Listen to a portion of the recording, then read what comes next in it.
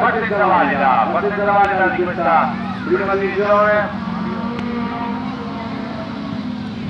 Porta il comando 443.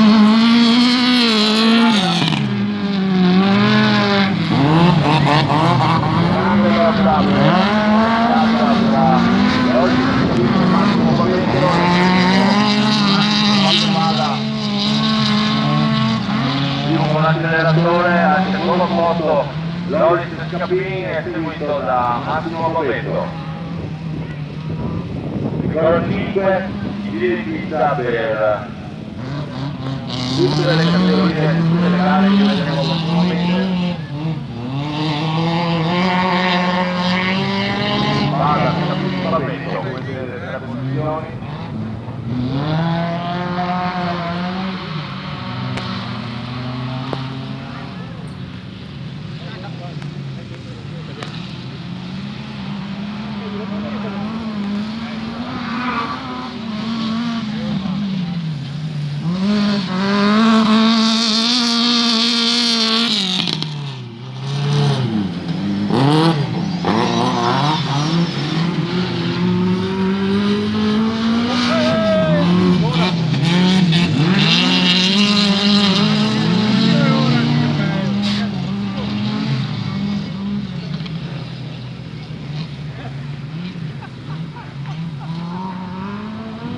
Che su che a volta sempre là.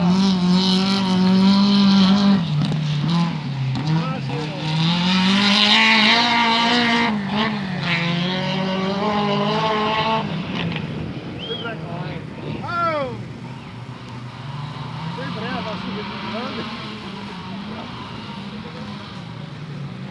Oddio, hai perso questo.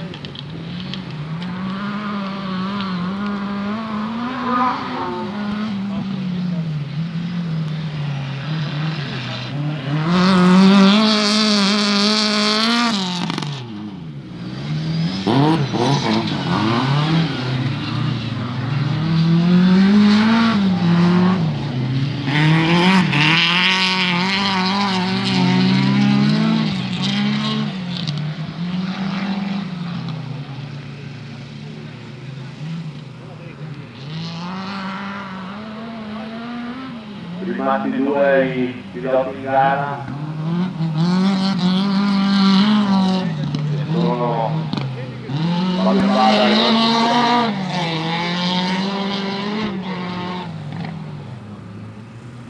Bavetto sul cordolo all'esterno della curva dopo la partenza.